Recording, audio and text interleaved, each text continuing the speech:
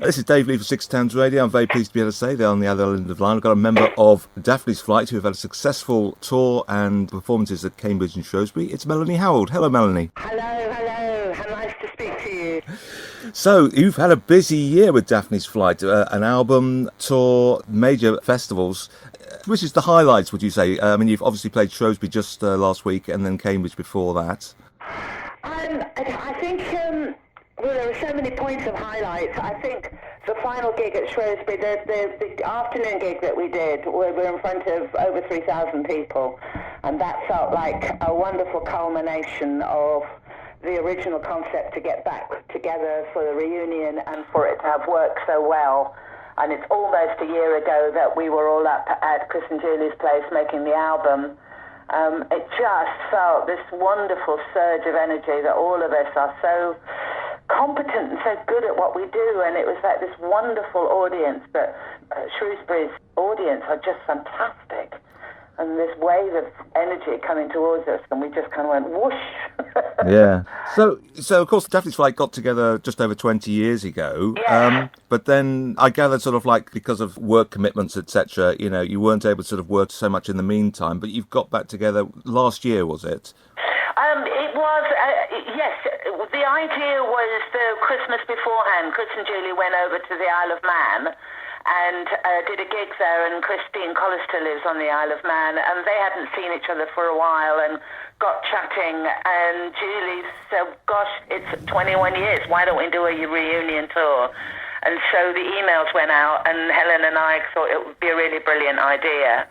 And we met up in July and brought 2 songs each to the table. Obviously, we'd been talking beforehand and emails and stuff, and it clicked. It really clicked. It's all that previous 20 years, we've all been doing our various things, and the collective experience and goodwill and the original clicking in, it kind of was emphasised, and it took off from there. And it's been fantastic. We're older, but we're, as I say, we've got this wealth of experience under our belts now, and it's just, when we came to do the album in September, you could feel all that pouring into the creativity surrounding all the songs that we originally brought on the table in July.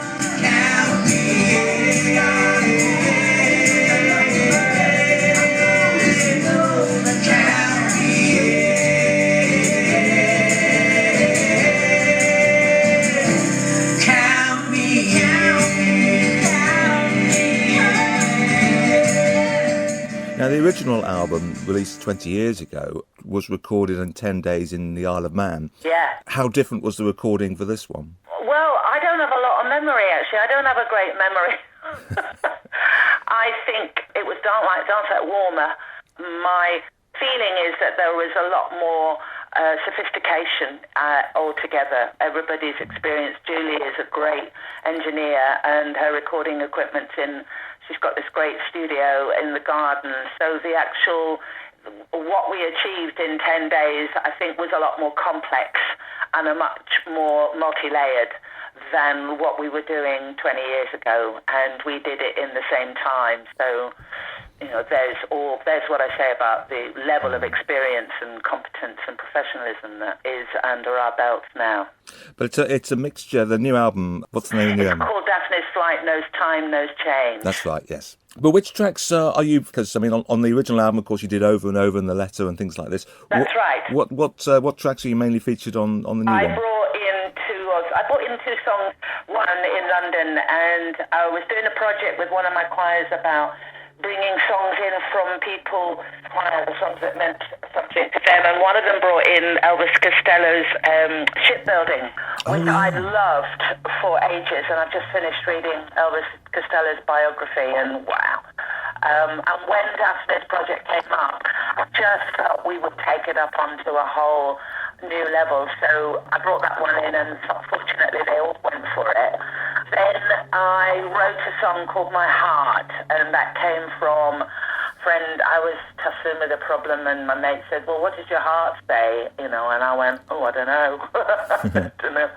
And so, songs can be a way of working through things. So I wrote the song. So those are the two that were the ones that I brought in. Right. And then, of course, you went on tour in May, I believe. So yes, we did. Toured. We did 23, 24 dates all around the British Isles. Good fun? It was fantastic. It was hard work. I haven't toured for a long time, so it's like an old muscle, you have to kind of get the memory back. We had 5 days on the Isle of Man, which was spectacular, rehearsing and getting the show sorted, and then it was great. We had standing ovations all over the place. We came into London, took about 5 or 6 gigs, I think, you get past that thing of the mechanics of it, and then by the time we hit London, that was beginning to go, and then we were just relaxing into the feel of it, and it was changing all the time, and the audience were great, the theatres we had some fantastic venues, and it was, for me, it was just thrilling to get back in. And I was doing it since I was 19, and I stopped when I was in my 40s. And then, so just to come back and to remember all that, it's like, putting on an old, comfortable, good, functional coat. Every blade is borrowed.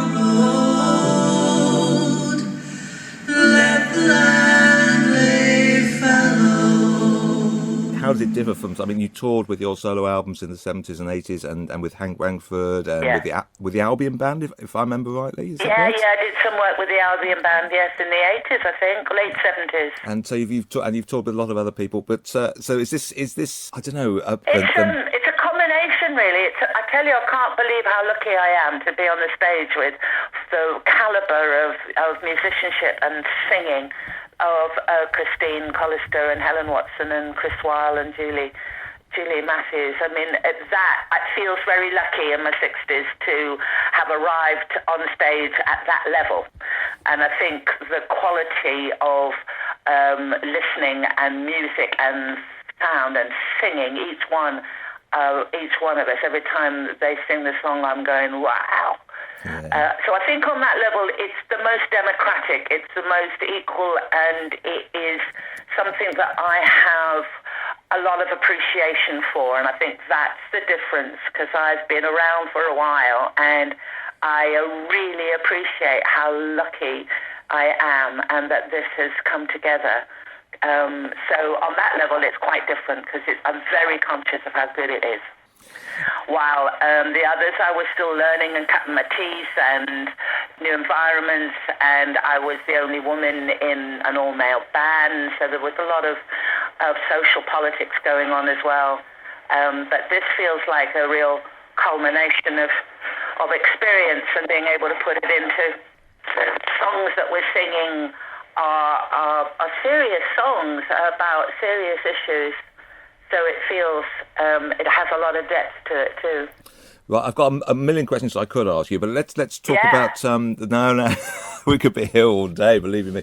But I want to ask about the future. So now it's not going to be another 20 years before you all get back together again, is it? No, we're just in the process. Actually, I was talking to Julie last night. We've been making videos. We've been recording the whole tour and all the festivals that we've been doing. Both the sound guy, Richard, has been recording on the digital recorder, and Christine Collister and other people have been doing GoPro, and so we've been visually recording all the festivals and the gigs. So we've just put together an audio-visual package, and we've had such a good time at the festivals, and it's a platform that really suits us. As well as the tours. So that's just gone out, and so we're looking next year for festivals, and the plan is that we'll go out again around Britain in September 2018. Wow, new projects on the way. Yeah, it's too good really to let it go this time. It just feels really of value, and a lot of people of all ages have been inspired, which is terrific to feel that, there is a lot of limitations that are imposed on us because of the demographic of age. And actually, it's not about that. It's about energy and being alive and being able to, I've seen a lot of bands that have come back and they've written on their name, but they're a bit past their sell-by dates, really. And the great thing is that we've come together and we're not. No, I'm, as I said, kicking myself that I haven't got an actual copy of your new album, but I should. Me too. You can't. I mean, it's a reference. Yeah, well, apart from the bits I've seen on YouTube and on the BBC when they put a bit of Cambridge and a bit of Shrewsbury up in this sort of thing. Yeah, we did something on Sky Arts as well, which apparently was really good. I haven't been able to see it yet. Ah, well, I have. Oh, well, if you've got an advantage on me there. Yeah, well, there you are. See, I have done a bit of research, Glad just to a hear bit, it.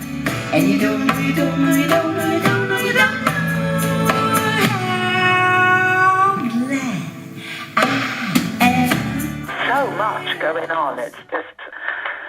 Anyway, I'm glad I'm singing. Yeah. Yeah, exactly. I mean, you didn't want to be a roadie, did you? You didn't want to sit and God, but sing. that's There you what are. happens, of course, because we're a small outfit, and so we're talking about diversity, so we were doing it all, and in a way that's nice. Main stuff was, we got into a routine, and people, what needed picking up and taking out, and so the whole thing felt like a really healthy, self-contained unit, and we were just, everybody was all hands on deck, really. It's great. It sounds like a lot of fun. It was. It was really good, really good, really good. And I'm glad I'm back now. We've got couple more gigs in Europe. We're going to Germany and Holland, and then I'm back in my routine of getting bunches of singers up to a decent level of performance. Oh. And off we go again. Yeah, Melanie, thanks for talking to us. Okay, my pleasure. Speak again. Bye-bye. Bye.